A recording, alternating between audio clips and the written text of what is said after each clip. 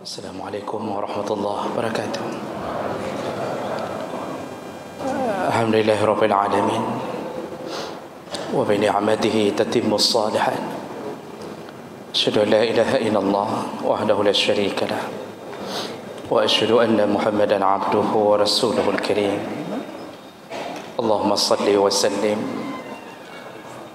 ala nabiyyina wa sayyidina al-Mustafa Muhammadin wa ala alihi wa ashabihi ajma'in. Amma ba'd. Rabbi shrah li sadri wa yassir li amri wahlul 'uqdatam min lisani yafqahu qawli. Segala puji bagi Allah, kemudian salawat dan salam kepada Rasulullah, pada keluarga dan seluruh sahabat-sahabatnya. Bapak Ibu jamaah salat maghrib yang Allah muliakan, insya-Allah kita baru menyelesaikan pembahasan tentang adab berpakaian dan berhias diri. Untuk malam ini kita ambil satu waktu, kita akan membahas khusus tentang adab-adab seputar masalah kurban, karena berhubungan dalam hitungan hari kita akan menghadapi salah satu amal saleh yang paling mulia, yaitu berkurban. Rasulullah sallallahu alaihi wasallam menyebutkan, ma amila ibnu adam amalan yauman nahri ahabbu ila Allah taala min iraqatid dam. Tidak ada amalan anak Adam yang dilakukan di hari-hari nahar. Hari nahar itu hari penyembelihan, yaitu 10, 11, 12 dan 13 Zulhijjah. Tidak ada amal saleh di 4 hari itu yang lebih dicintai kecuali berkurban. Artinya apapun amal saleh yang lain yang berbentuk mengeluarkan harta, maka kurbanlah yang paling utama dalam urusan mengeluarkan harta. Makruh hukumnya bagi yang mampu tidak berkurban. Makruh wa yukrahu tarkuha lil qadir 'alaiha. Makruh hukumnya bagi yang mampu tidak berkurban. Hukum berkurban sunnah muakkad. Bahkan mazhab Syafi'i paling tegas mengatakan seseorang yang disebut mampu, yaitu orang yang sudah mampu membeli binatang kurban, lalu masih ada kelebihan harta yang dia bisa menghidupi dirinya dan keluarganya sampai hari tasyrik yang terakhir. Berarti hari raya keempat. Ada uang untuk beli kurban, masih ada sisa harta, bisa hidup dengan sisa harta itu sampai hari tasyrik terakhir. Kalau bisa, maka orang itu disebut mampu berkurban, dan hukumnya sunnah muakkad, makruh meninggalkan kurban.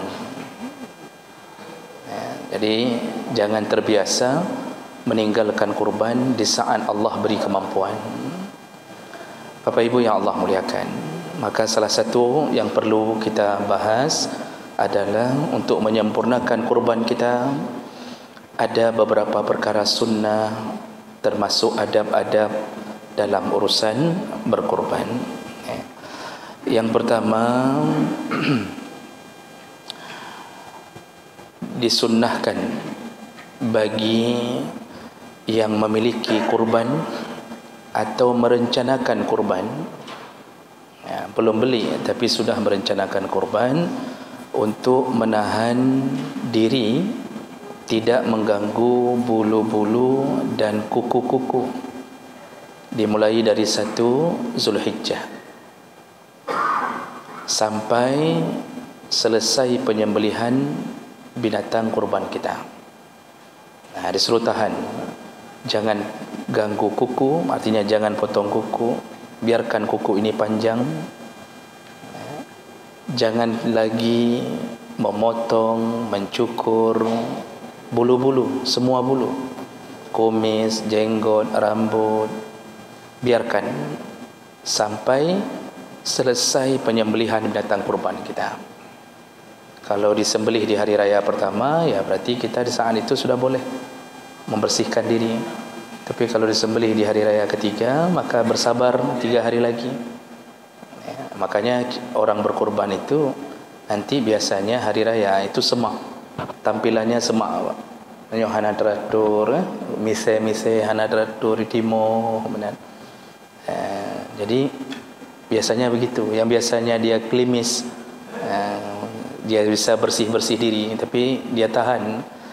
Nah, Imam Syafi'i pernah mengatakan hikmah, yaitu kuku dan bulu-bulu itu menjadi saksi di hari kiamat, sekaligus dimasukkan ke surga oleh Allah Subhanahu wa taala. Jadi itu bahagian daripada sunnah Nabi yang mengatakannya. Kata Rasulullah, "Iza ra'aitum hilala Zulhijjah," kalau engkau telah masuk 1 Zulhijjah, "wa arada ahadukum ayyudahi," barang siapa yang sudah menginginkan berkurban walaupun belum membelinya tapi sudah merencanakan kurban, "falyumsik an sya'rihi wa adfarihi," maka tahanlah, jangan lagi ganggu bulu dan kukunya. Baik, itu yang pertama.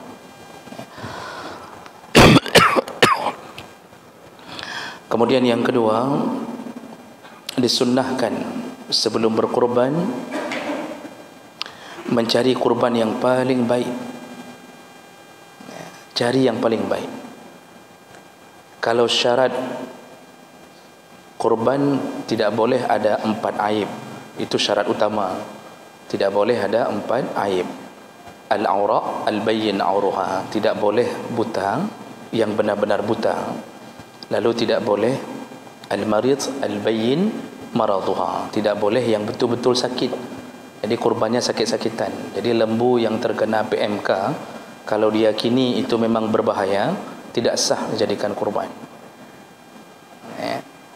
Tapi yang betul-betul sakit, kalau sakit ringan tidak mengapa. Flu, pilek, panas dalam, sariawan, bibir pecah-pecah, itu belilah segar, adem sari, aman. Kemudian yang ketiga, al-ajfa,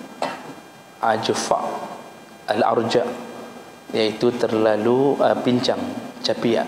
Tidak boleh binatang kurban yang pincang. Dan yang keempat, al-ajfa, yaitu terlalu kurus sampai nampak tulang rusuknya. Jadi ini 4 ini dihindari. Namun setelah menghindari yang 4 ini, carilah yang terbaik. Itu sunnahnya, cari yang terbaik, yang paling sempurna anggota tubuhnya, kuku sempurna, kemudian tanduk sempurna, telinga tidak luka, itu yang paling bagus. Kemudian yang paling gemuk. Jadi kalau panitia mengatakan tambah wang sedikit lagi, ada yang lebih bagus lagi, itu segera fastabiqul khairat, berlombalah. Jadi jangan tuduh panitia macam-macam, Pak. Ni nak panitia awak 2020 pecik. Nah, jangan tuduh macam-macam panitia. Kalau panitia misal memang betul-betul mengatakan, "Nah, tinggal tambah 200 lagi dapat lembu yang super," atau segera fastabiqul khairat, berlombalah. Ingat-ingat kurbannya Habil. Kenapa diterima Allah? Karena Habil mengorbankan hasil panen terbaik. Ingat-ingat ketika Nabi Ismail dikurbankan, itu yang terbaik bagi Ibrahim alaihissalam. Cari yang terbaik, dan salah satu kriterianya yang paling sehat, paling gemuk. Makanya gemuk itu di mana-mana baik. Di dunia baik, di akhirat pun baik. Bapak yang gemuk-gemuk, alhamdulillah, nanti bisa dikurbankan di tahun yang akan datang. Yang kurus tidak sah. Yang kurus tidak sah, bang. Makanya yang jangan terlalu kurus, gemuk sedikit. Ini karena keadaan saya begini, maka saya bilang begini. Kemudian warna yang terbaik adalah warna putih. Al-bayda itu warna terbaik kurban. Tidak ada al-bayda summal as-safra, disuruh cari yang warna kuning. Tidak ada cari afra, bercampur-campur antara kuning dan putih atau keabu-abuan. Tidak ada juga al-hamra, cari yang warna merah. Tidak ada juga cari al-balqa, yaitu yang belang-belang, hitam putih, hitam putih. Tidak ada juga pilihan terakhir baru as-sauda, yaitu yang hitam. Jadi jangan utamakan dulu binatang kurban yang berwarna hitam, cari yang putih. Namun perlu saya ingatkan, ini hanya berlaku pada binatang, tidak berlaku pada manusia. Jangan kira orang putih lebih bagus daripada orang hitam.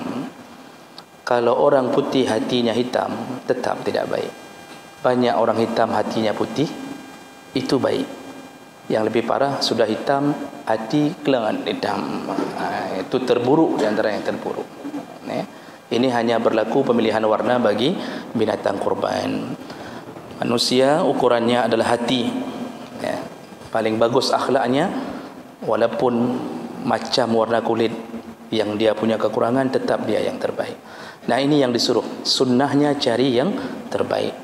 Kemudian berikutnya, yustahabbu lil mudahi qabla at-tadhiyah rabtul udhiyah, disunnahkan untuk mengikat atau dalam tanda petik memelihara binatang kurban ayam qabla an-nahri, beberapa hari sebelum disembelih.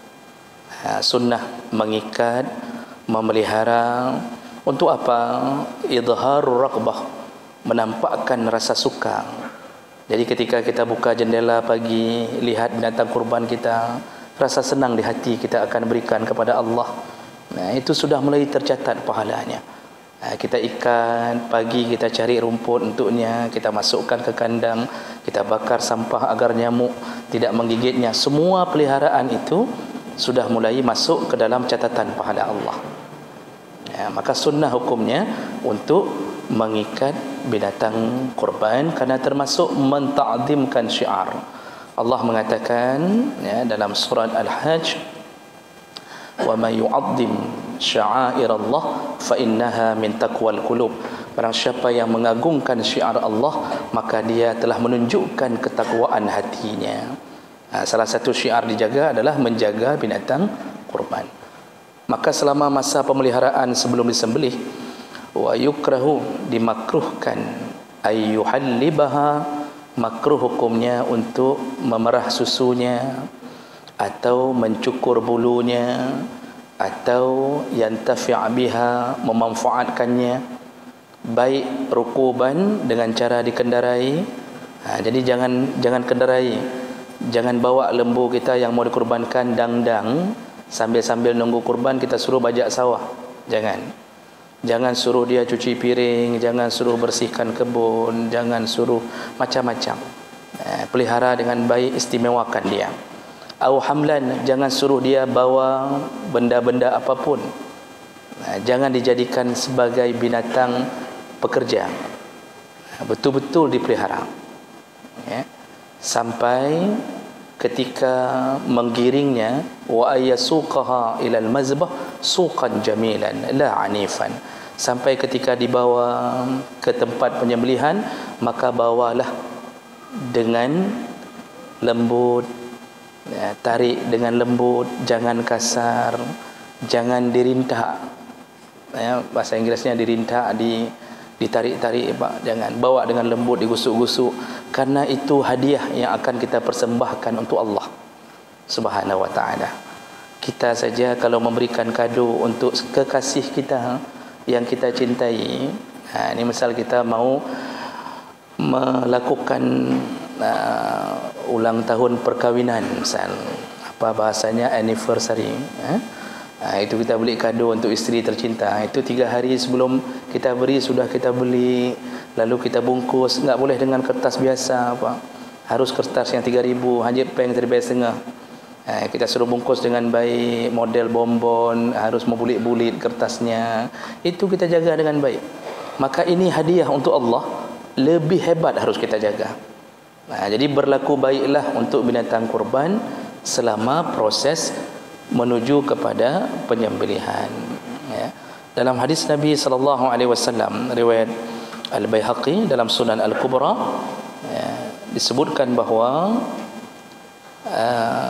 Ibnu Sirin qala ra'a Umar bin Al-Khattab radhiyallahu anhu rajulan yusahibu syatan birijliha liyuzabbihaha faqala lahu wailak faqadaha ila al-maut qudan jamila. Jadi Umar bin Khattab pernah melihat ada seseorang menyeret-nyeret kambingnya, ditarik dengan kaki, ya, dengan kasar ketika mau disembelih. Lalu bertemu dengan Umar. Umar berkata, wailak, celakalah kamu, ya. Kamu giring binatang ini menuju ke kematiannya dengan cara yang buruk. Celakalah kamu. Jadi Umar melaknat orang yang memperlakukan buruk binatang kurbannya. Jadi karena masalahnya bukan kita menyembah binatang kurban itu, tapi yang kita sembah adalah Allah. Yang kita akan muliakan adalah Allah Subhanahu wa taala. Berikutnya disunnahkan ayyazbah binafsih. Sunnah hukumnya untuk menyembelih dengan tangan sendiri. Rasulullah senantiasa menyembelih dengan tangannya sendiri. Ya, dalam banyak hadis Rasulullah menyembelih kurbannya dengan tangannya sendiri. Bahkan di tahun terakhir Rasulullah ketika akan wafat, beliau berkurban 100 budnah, 100 ekor unta. 63 ekor atau 62 ekor beliau sembelih dengan tangannya sendiri. Sisanya karena sudah terlalu lelah, baru beliau memberikannya kepada Ali bin Abi Thalib untuk disembelih. Maka sunnah untuk menyembelih dengan tangan sendiri bagi yang mampu. Bagi yang tidak mampu jangan paksa. Karena tidak pintar menyembelih berbahaya, Pak. Pertama berbahaya bagi diri sendiri, tidak ada skill menyembelih. Walaupun dia mungkin sudah pernah menyembelih istrinya, tapi enggak ada skill untuk menyembelih binatang.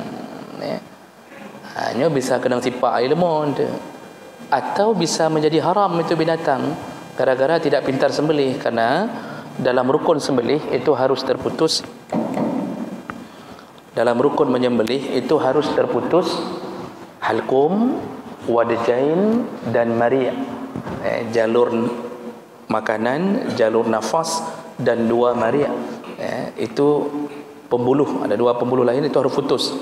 Kalau ditarik pisau tidak putus, lalu terluka.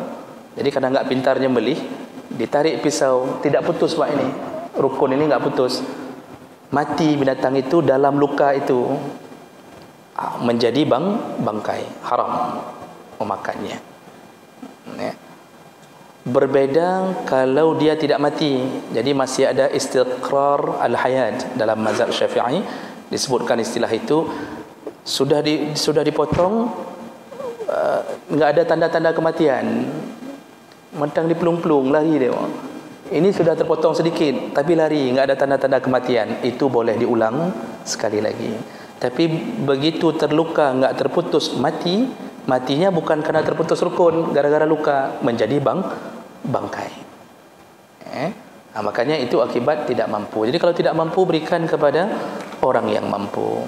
Bayar, tidak boleh bayar dengan daging dan kulit daripada binatang kurban. Bayar dengan uang yang terpisah. Itu sunnah disembelih dengan tangan sendiri, ya. Nah, kemudian disunnahkan atau adabnya adalah antakuna alatu zabhi hadatun. Hendaknya alat untuk menyembelih itu sesuatu yang tajam. Jadi menajamkan alat menyembelih itu bahagian daripada adab kita. Rasulullah sallallahu alaihi wasallam menyebutkan dalam hadis dari Shaddad bin Aus radhiyallahu anhu, innallaha katabal ihsan ala kulli syai'. Kata Rasulullah, Allah telah menetapkan kebaikan di atas segala sesuatu.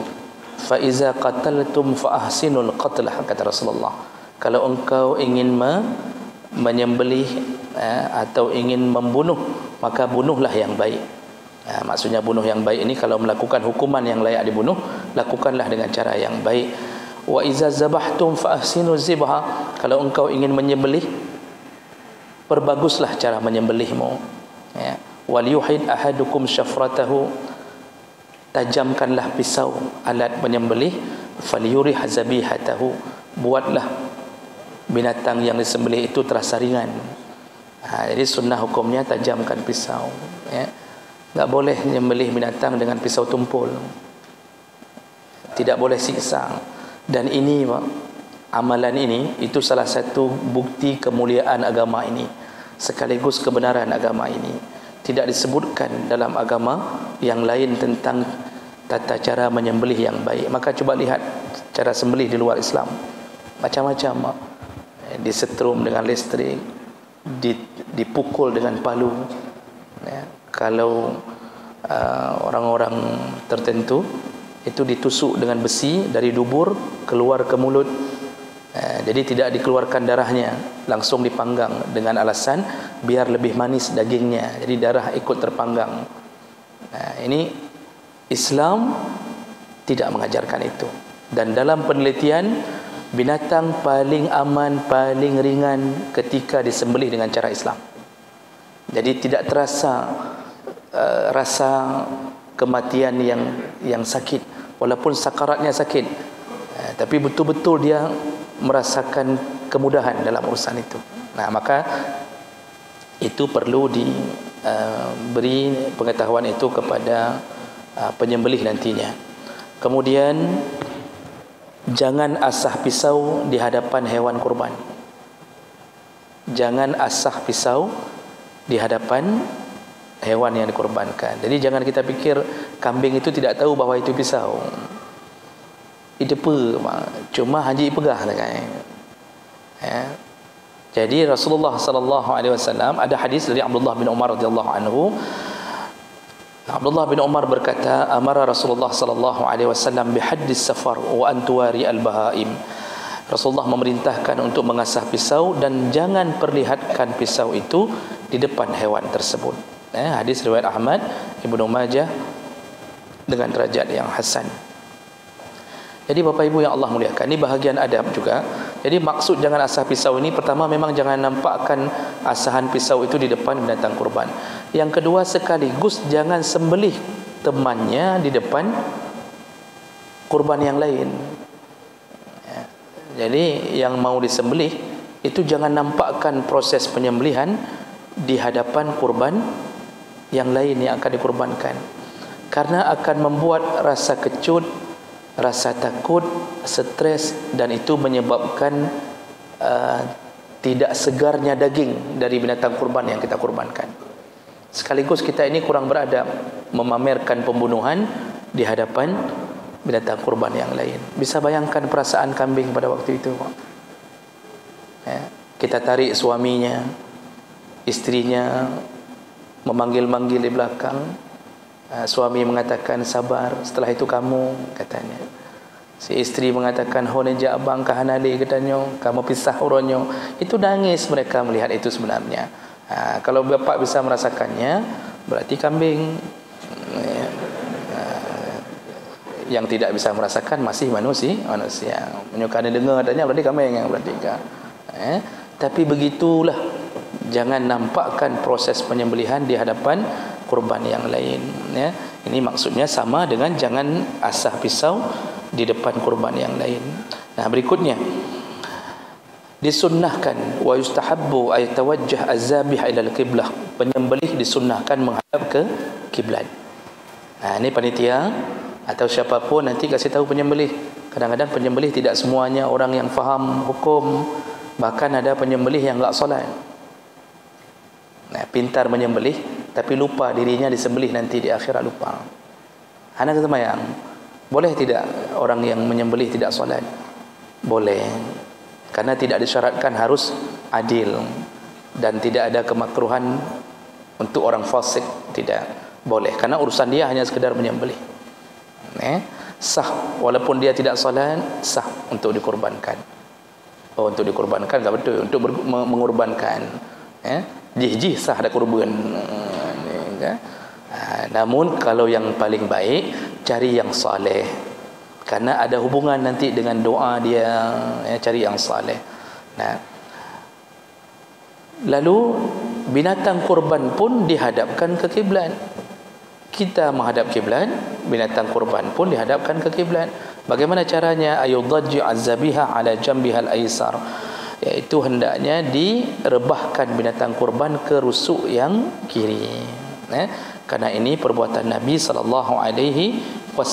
bahawa Nabi ketika menyembelih selalu menghadap ke kiblat, dan binatang kurbannya pun dibaringkan ke lambung sebelah kiri.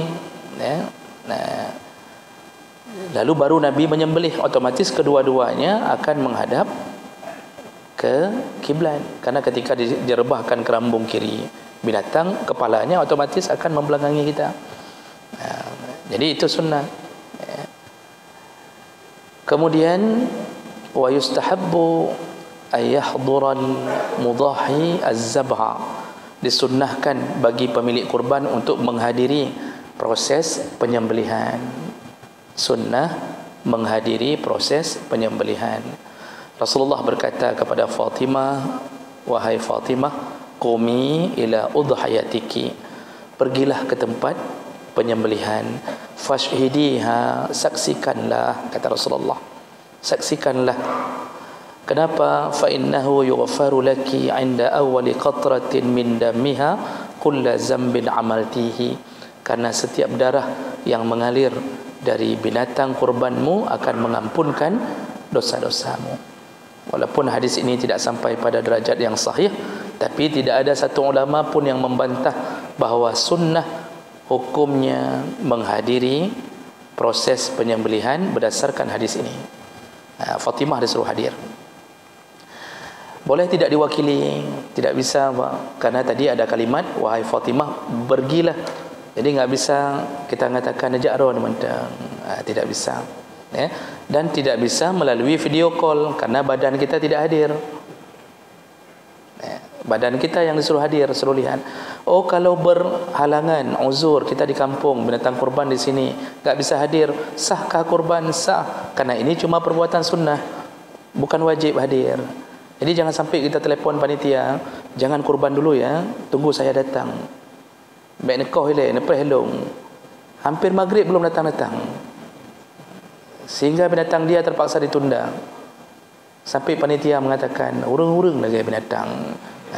Contoh, yang lain sudah dikurbankan, binatang kurban dia gara-gara pesan baik nekoh sampai truk ulung, jangan sembelih, tunggu saya. Padahal itu enggak ada suruhan. Tidak mengapa tidak hadir, tapi sunnah kalau bisa hadir. Tapi bagi perempuan yang punya kurban, kalau dia hadir menimbulkan fitnah, bagus tidak hadir.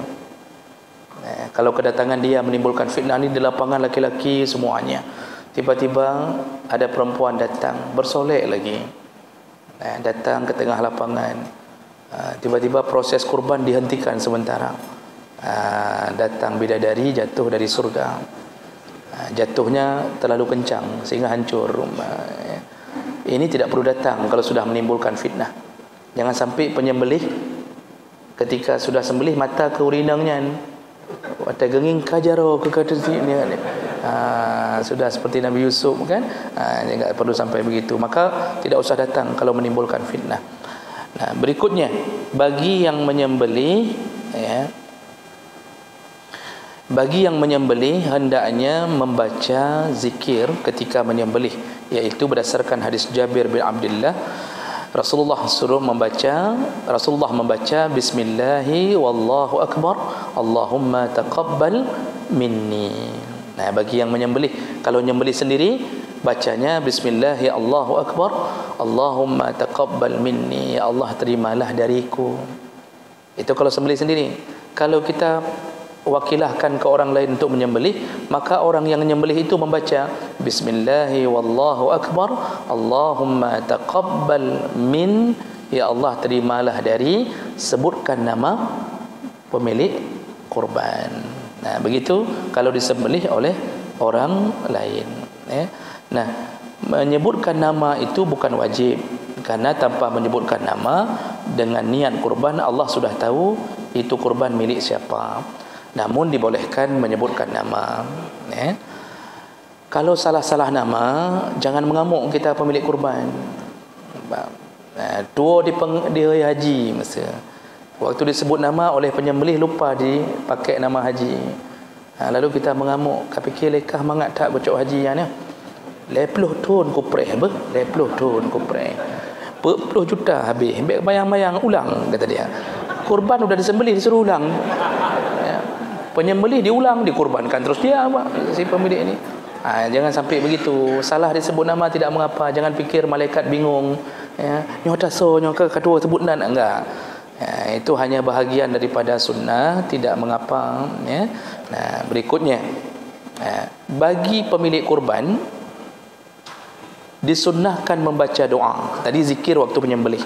Pemilik kurban disunnahkan membaca doa berdasarkan hadis sambungan dari Fatimah tadi, yaitu Allahumma minka. Ya Allah, kurbanku ini berasal darimu ya Allah. Lalu sambung dengan doa iftitah. Walaka salati wa nusuki wa mahyaya. Seterusnya, wa mamati lillahi rabbil alamin la syarika lahu wa bizalika umirtu wa ana minal muslimin. Yang doa dalam hadis bagi pemilik kurban. Ya Allah, ini darimu dan untukmu. Walaka salati, salatku, wa nusuki, sembelihanku, wa mahyaya, hidupku, matiku, dan seterusnya, sampai wa ana minal muslimin. Cukup sampai di situ. Jangan baca Al-Fatihah. Untuk baina takbir dan rukuk, lepas tu i'tidal, bapak sujud di situ. Jadi cukup sampai situ aja. Itu sambungan doa menyembelih tadi. Itu sunnah bagi pemilik kurban. Jadi waktu kita saksikan, kita melihat sedang waktu pas mau disembelih, bacalah doa itu. Nah, berikutnya disunnahkan ketika sudah selesai menyembelih, jangan kuliti, jangan proses dikuliti, dicincang, jangan dulu, hatta yabrad, sampai benar-benar dingin. Jadi tunggu dulu, tidak ada pergerakan lagi, karena binatang itu bergerak, dia apa, darah masih panas, kadang-kadang masih merasakan sakaratnya, lalu dia masih menggelepar-geleparnya, baik ganggu ileh bah menan ileh. Sampai yabrad, sampai benar-benar dingin, barulah kita kuliti, baru dicincang. Jadi ini bahagian adab yang perlu dijaga ketika kita akan melakukan kurban, sehingga sempurnalah kurban kita di tangan Allah Subhanahu wa taala. Dan kata Rasulullah, fa innaha ta'ti yaumal qiyamah, kurbanmu yang diterima Allah akan datang kembali di hari kiamat. Biquruniha, lengkap dengan tanduk-tanduknya, wa adlafiha, lemak dan tulangnya, wa ash'ariha, dengan bulu-bulunya, lengkap datang kembali. Untuk apa? Membela orang yang berkurban, menjadi saksi kepada orang yang berkurban. Nanti di ujung hadis itu Rasulullah mengatakan apa? Darah yang mengucur ketika disembelih lebih dahulu sampai kepada Allah sebelum sampai ke tanah. Lalu ditutup hadis itu dengan bunyi, fatibu biha nafsan, bersemangatlah engkau untuk berkurban karena terlalu besar pahala. Jadi jangan sampai tidak berkurban, Pak. Jangan simpan uang banyak-banyak. Jangan sampai dunia kita awalkan, akhirat kita akhirkan. Ini kesalahan paling banyak orang melakukannya. Baik, saya berhenti di sini.